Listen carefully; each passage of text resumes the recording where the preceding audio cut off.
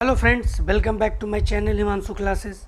दोस्तों, head teacher exam preparation के अंतर्गत आज इस वीडियो में मैं आपके बीच डीएलएड सिलेबस के अंतर्गत सोशल डेवलपमेंट थ्योरी ऑफ लेव वाइगोत्स्की का एमसीक्यू लेकर के उपस्थित हूँ। दोस्तों, सोशल डेवलपमेंट थ्योरी ऑफ लेव वाइगोत्स्की का डिटेल मैंने पिछले वीडियो में आपके बीच में रखा है। अगर आपने उस वीडियो को नहीं देखा है तो उसका लिंक डिस्क्रिप्शन बॉक्स में है। आज इस वीडियो में मैं इसका एमसीक्यू, वो सभी एमसीक्यू जो एग्जामिनेशन में आपसे पूछे जा सकते हैं, वो सभी आज मैं आपको बताने जा रहा हूँ। जैसा कि आप जानते हैं कि लेव वाइगोत्स्की रूस के एक मनोवैज्ञानिक शिक्षा शास्त्री थे। दोस्तों, इसके अंतर्गत जो फर्स्ट क्वेश्चन है लेव वाइगोत्स्की का, वो है कि लेव वाइगोत्स्की के अनुसार अधिगम क्या है।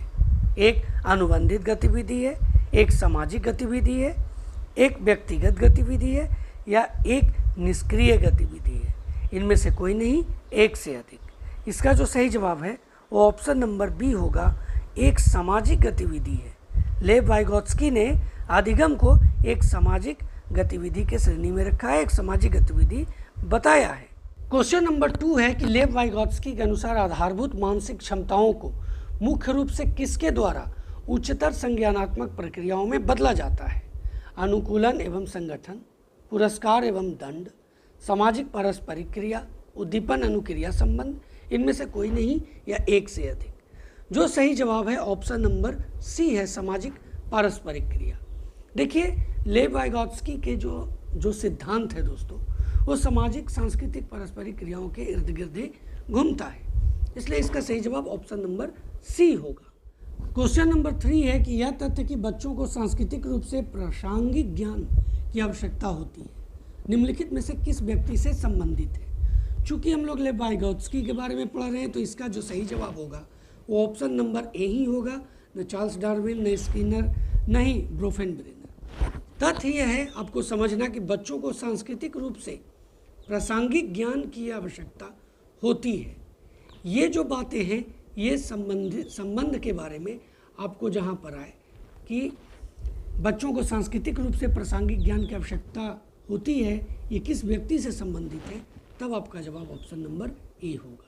क्वेश्चन नंबर 4 है कि निम्न में से किसने सामाजिक रचनावाद दर्शन पर अत्यधिक बल दिया। वाइगोत्स्की, पियाजे, डीबी, कोहलबर्ग, इनमें से कोई नहीं या एक से अधिक।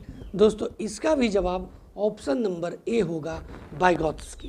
क्वेश्चन नंबर 5 है कि लेव वाइगोत्स्की का सामाजिक सांस्कृतिक परिप्रेक्ष्य अधिगम प्रक्रिया में खाली जगह के महत्व पर जोर देता है। गुणारोपण, अभिप्रेरणा, संतुलीकरण, सांस्कृतिक उपकरणों, इनमें से कोई नहीं या एक से अधिक।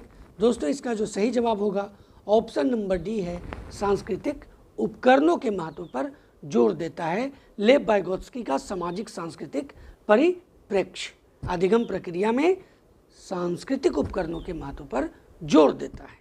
क्वेश्चन नंबर 6 है कि वाइगोत्स्की की सामाजिक सांस्कृतिक सिद्धांत के अनुसार, यहाँ देखिए 5 ऑप्शन है, संस्कृति और भाषा संज्ञानात्मक विकास में महत्वपूर्ण भूमिका निभाते हैं। बच्चे अलग क्षेत्र में चिंतन करते हैं और वे पूर्ण परिप्रेक्ष्य नहीं लेते।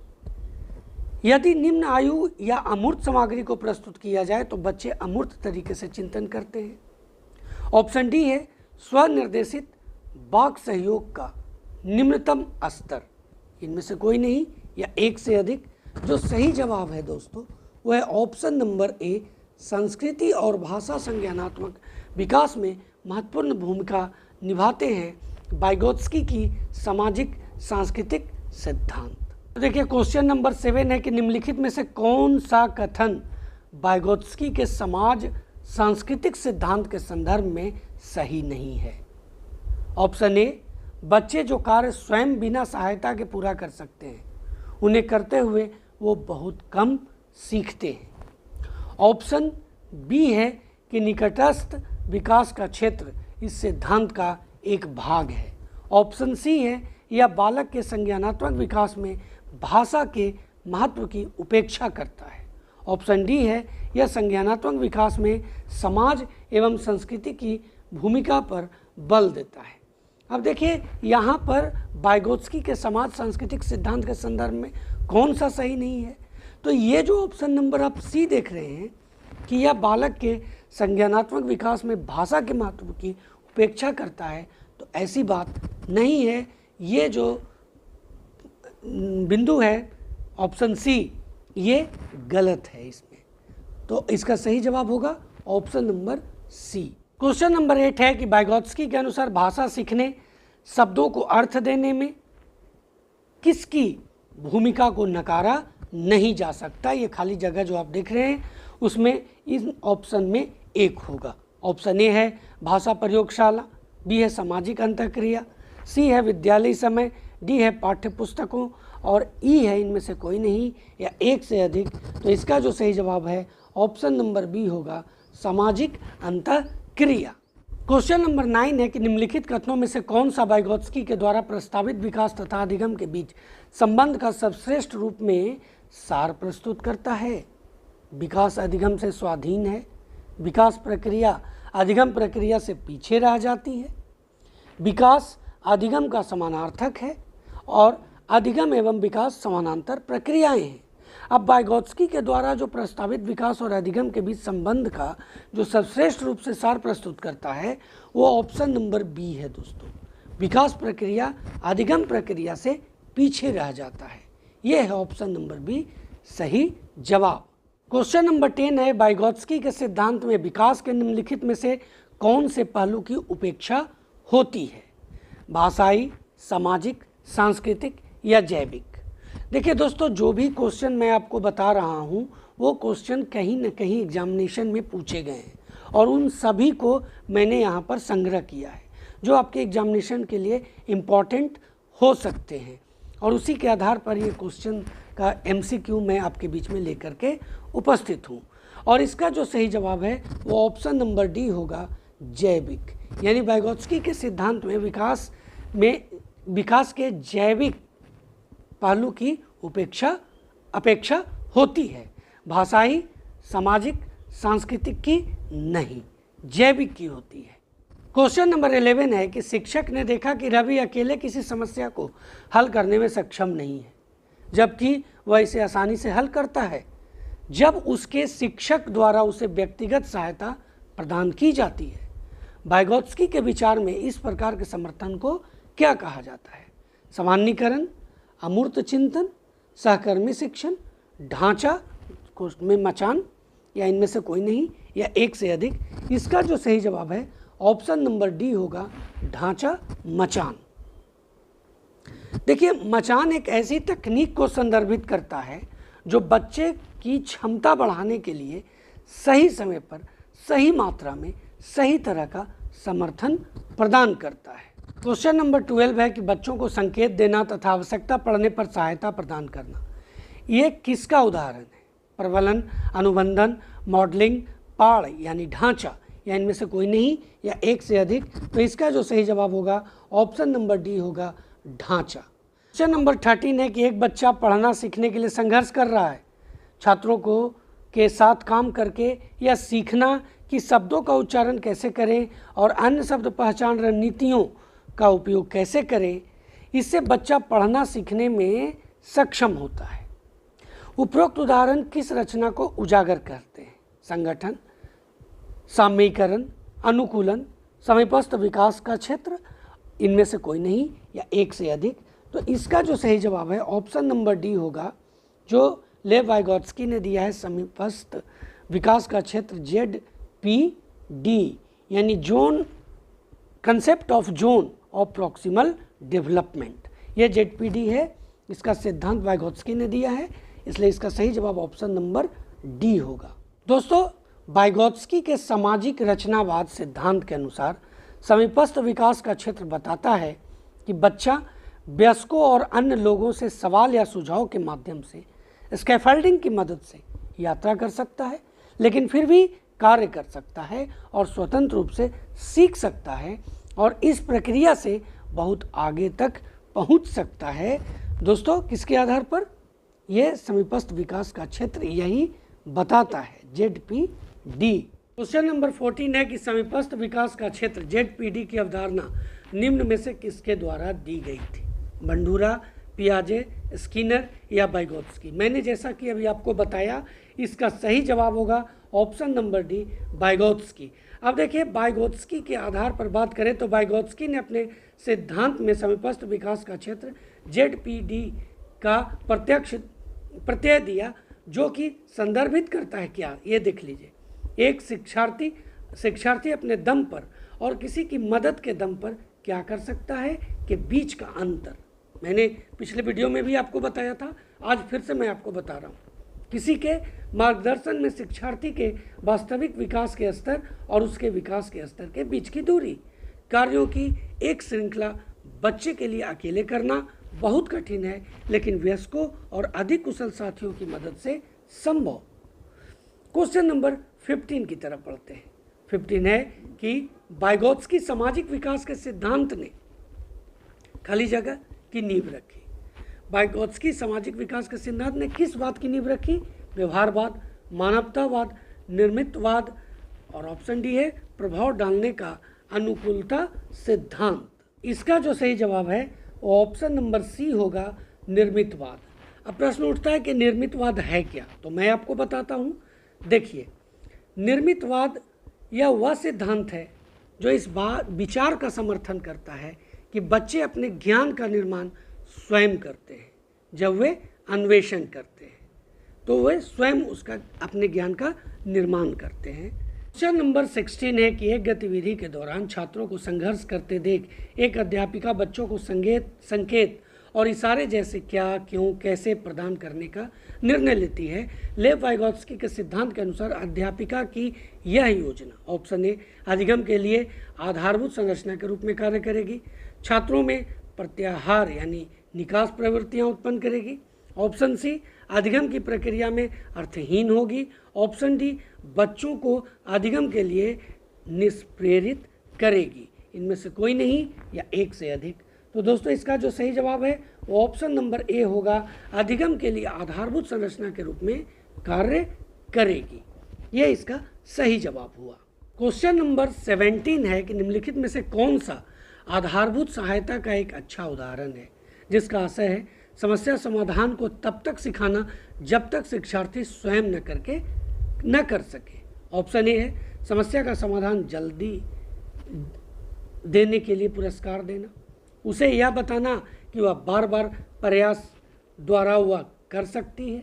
सी है उसे आधा समाधान हल किया उदाहरण उपलब्ध कराना, और ऑप्शन डी है उसे कहना कि जब तक वह समस्या का समाधान नहीं कर लेती तब तक घर नहीं जा सकती। इसका सही जवाब ऑप्शन नंबर सी होगा, उसे आधा समाधान हल किया उदाहरण उपलब्ध करवाना। क्वेश्चन नंबर 18 है कि वाइगोत्स्की के अनुसार कार्यों की एक श्रृंखला बच्चे के लिए अकेले करना बहुत कठिन है, लेकिन अगर वो वयस्कों और अधिक कुशल साथियों की मदद से संभव है, कर सकता है। इसे क्या कहा जाता है? निर्देशित भागीदारी, पाड़, समीपस्थ विकास का क्षेत्र, अंतर विषय, इनमें से कोई नहीं या एक से अधिक। दोस्तों, वही जो मैंने आपको बताया, ऑप्शन सी समीपस्थ विकास का क्षेत्र, ZPD, concept of zonal of proximal development. Question number 19 है कि वाइगोत्स्की के सिद्धांत का तात्पर्य क्या है, किससे है? ऑप्शन ए है बच्चे अपने से कम बुद्धि वाले बच्चों की संगति में सबसे अच्छा सीखेगा, ऑप्शन बी है सहयोगात्मक समस्या समाधान, सी है एक दूसरे के प्रति अलग अलग कार्य, डी है प्रारंभिक स्पष्टीकरण के बाद कठिन प्रश्नों को हल करने में बच्चे का समर्थन न कर पाना। तो इसका जो सही जवाब है ऑप्शन नंबर बी होगा, सहयोगात्मक समस्या समाधान। मैंने कोशिश किया है कि वो सभी क्वेश्चन आपके बीच में रखूं जो अक्सर एग्जामिनेशन में आप पूछे जाते हैं और हो सकता है आपके एग्जामिनेशन में भी पूछे जाएं। इसीलिए इसका सही जवाब 19 का जो है यहाँ पर वो ऑप्शन नंबर बी है, सहयोगात्मक समस्या समाधान। क्वेश्चन नंबर 20 है कि वाइगोत्स्की के अनुसार बच्चे स्वयं से क्यों बोलते हैं? ऑप्शन ए है बच्चे अपने प्रति वयस्कों का ध्यान आकर्षित करने के लिए बोलते हैं, ऑप्शन बी है बच्चे स्वभाव से बहुत बातूनी होते हैं, ऑप्शन सी है बच्चे अहम केंद्रित होते हैं, ऑप्शन डी है बच्चे अपने कार्य को दिशा देने के लिए बोलते हैं। इनमें से कोई नहीं या एक से अधिक। इसका जो सही जवाब है वो ऑप्शन नंबर डी होगा, बच्चे अपने कार्य को दिशा देने के लिए बोलते हैं। क्वेश्चन नंबर 21 है, वाइगोत्स्की तथा पियाजे है कि परिप्रेक्ष्य में एक प्रमुख विभिन्नता है, यानी इन दोनों में क्या विभिन्नता है। ऑप्शन ए है व्यवहारवादी सिद्धांतों की उनकी आलोचना, बच्चों को एक पालन पोषण का परिवेश उपलब्ध कराने की भूमिका। ऑप्शन सी है भाषा एवं चिंतन के बारे में उनके दृष्टिकोण। ऑप्शन डी ज्ञान के सक्रिय निर्माताओं के रूप में बच्चों की संकल्पना। तो इसका जो सही जवाब होगा ऑप्शन नंबर सी होगा, भाषा एवं चिंतन के बारे में उनके दृष्टिकोण। दोस्तों क्वेश्चन नंबर 22 है कि पियाजे ने विकास को नियंत्रित करने वाले जैविक कारकों को महत्व दिया, जबकि वाइगोत्स्की ने इसके महत्व का कारण बताया। किसके महत्व का, ये यहाँ पर आपको सही टिक आउट करना है। ऑप्शन ए है चिंतन प्रक्रिया, बी है सामाजिक संपर्क, सी है भौतिक कारक, डी है पर्यावरणीय कारक। इनमें से कोई नहीं या एक से अधिक। इसका जो सही जवाब होगा ऑप्शन नंबर बी होगा, सामाजिक संपर्क।